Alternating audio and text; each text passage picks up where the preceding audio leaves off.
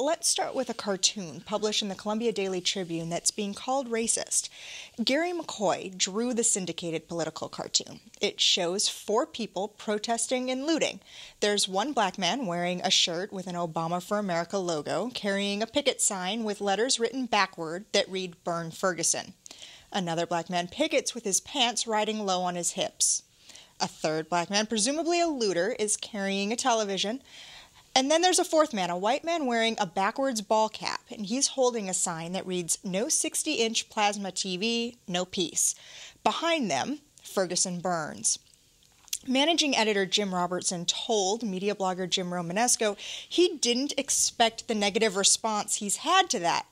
He said he thought the cartoon was provocative, but not racist in its intent. Let me ask you, what was your first reaction when you saw this?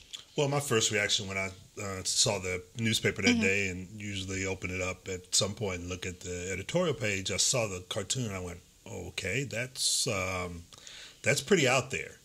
And then my second thought was, this is going to get a lot of comments, which we've seen. And I think to a certain extent it is provocative, but it could also be seen as racist. I mean, the images play off of stereotypes. And cartoonists in situations like this do this all the time. So it's not anything unusual. But in a situation like Ferguson, in an atmosphere that's as volatile as this, I think editorial page editors need to be careful and also aware of how that is going to play out among their audience. I don't know if I'm going to say whether it's racist or not. It definitely could be read by people as saying that all protesters are black or all protesters are looters, and neither of those things is true, of course. I will say this, though, except for Jim Robertson saying he was surprised at the level of comment. I don't think he should have been surprised. But I also think we ought to put this in context if we're going to criticize the Tribune, as a lot of people just reflexively did. I mean, editorial cartoons, as Ernest said, they're deliberately provocative. They deliberately use exaggeration to try to make a larger political point, and this happened here.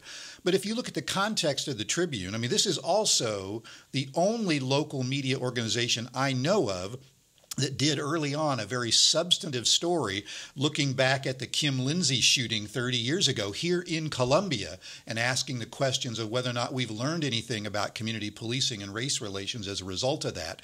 They've also run multiple editorial cartoons and columns, that were much more sympathetic and raising issues about race as it relates to, the Michael Brown shooting. So I'm not sure I would single out that one thing and call the Tribune racist. So let's add even more context to this. The editorial cartoon spread online without the benefit, in most cases, of the PDF, which showed how it appeared in print on the printed page, where it was placed next to a column about the idea of looting not being a legitimate form of protest. How does seeing this image next to a column making that point perhaps change how the message could be interpreted?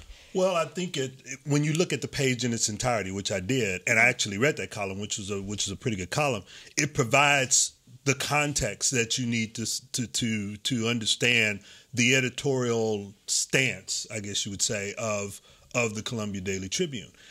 If you aren't getting that, if you're only reading the subsequent chatter after it's printed and you don't see it in its entirety, then you're going to get a skewed view of the entire issue. Either you're going to, depending on what you're reading, you're going to be for it or you're going to be against it. So I think that if the audience really wants to know what is happening here, they need to be able to look at the entire thing. Yeah, and I think the unfortunate thing is I, too, read the Rich Lowry column, and he comes at it from a conservative perspective, but it's a very thoughtful perspective. You can agree or disagree. And if you look at the two in context, you might have a different reaction. But it says something also about the power that images have always had and the increasing power that images have now in the internet age. And I just think a lot of people will never get the context, and so they're only responding to the cartoon. Right. It sort of goes back to an article I read yesterday in the New York Times in its Upshot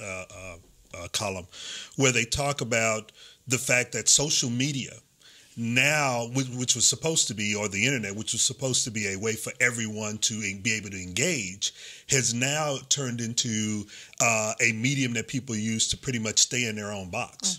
And that's really part of the problem here, is that there's that a lot of people are gravitating toward information that fits into their own little personal narrative, or the narrative that they want to see or accept. Exactly.